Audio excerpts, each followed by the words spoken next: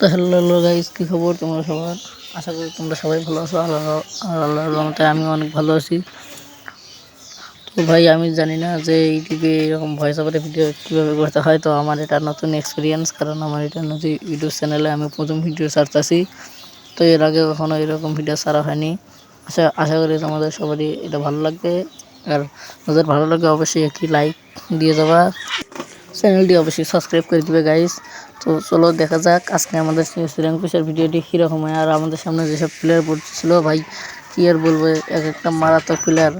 মানে আমার সামনে যে প্লেয়ারটাকে দেখতে পারছো, কিন্তু আমাকে হেডশট মারা ট্রাই করতেছে। তো আমি কিন্তু নাসর বান্দা, আমি পিক দেবো না। তারপরে ও যখন পিক দিয়েছে আমি কিন্তু এটা মাইন্ড দিয়েছি।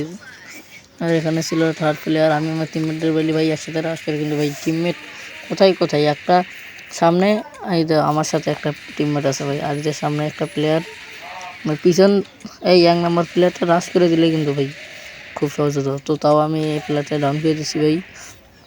তো আমি কিন্তু এই ভিডিও বানানোর পরে ভয়েস ওভার দিচ্ছি। তোমরা যারা আমার ভিডিও দেখতে পছন্দ করো ভাই, প্লিজ লাইক কমেন্ট শেয়ার করে দিও। আর চ্যানেলটা অবশ্যই সাবস্ক্রাইব করে রাখিও, কারণ আমি এখন থেকে প্রতিদিন আমার এই চ্যানেলে ভিডিও দেবো। তো প্রথম রাউন্ডে আমি এখানে ইউজ করে ফেলি।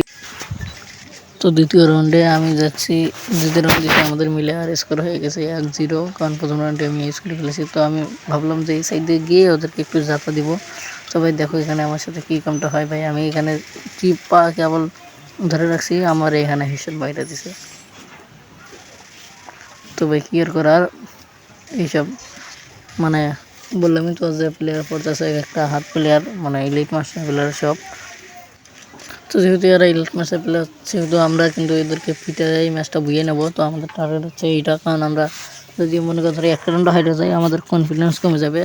কিন্তু এখানে দেখো ওদের আছে 3টা আর আমাদের আছে একটা প্লেয়ার, কিন্তু এই প্লেয়ারটা যথেষ্ট ভালো খেলে, মানে আমার ফ্রেন্ডের প্লেয়ার। আমি ইনভাইট দিয়ে বললাম যে ভাই চলো 2জন মিলে একসাথে র্যাঙ্ক পুশ করি। ওদের মাস্টারে আমি ইলিট মাস্টারের ধারে কাছে আছি। তো দেখো এখানে 2টা প্লেয়ার ডাউন করে দেয়, আর প্লেয়ার এসে যখন রিভাইভ করতে যায় তখনই ও ওই প্লেয়ারটার মারে দিয়ে এখানে ইউজ করে। তো গাইস এবার রাউন্ড দিয়েছে মারিলেটটিকে, আর আমাদের স্কোর হয়ে গেছে দেখো 2-0। সেজন্য আমরা কিন্তু একটু কনফিডেন্স নিয়ে রাশ করতেছি। তো দেখো আমাদের ডানে কিন্তু একটা প্লেয়ার, সেটা বাদ দাও, সামনের প্লেয়ারটারে আমি অনলি রেড মেয়ে ডাউন করে দিই। তো আরেকটা প্লেয়ার আছে, যখন আমাদের টিমমেট চেঞ্জ ছিল তখন আমি হেডশট মেরে ডাউন করে দিই। তো তারপর দেখি আমার পিছে একটা প্লেয়ার, তো যখন পিছের দিক যাই দেখি আমার টিমমেটরা সব রাশ করতেছে। তো আমি ফায়ার দিলাম, লাগলো না। তখন আমি রাশ করে এটারে মনে করো ধরো একদম ফুল ড্যামেজ দিয়ে দিছি রে ভাই। ভাই কিলটা আমার লাগবে, ভাই কিলটা আমার লাগবে ভাই। এটা ডাউন ভাই, এটারে মারতে পারলে আমার এই সব ভাই। ভাই কেউ মারলো না এটারে, এটারে আমার মারতে হবে ভাই, যেভাবেই হোক যাতা দিয়ে। ও ভাই এই,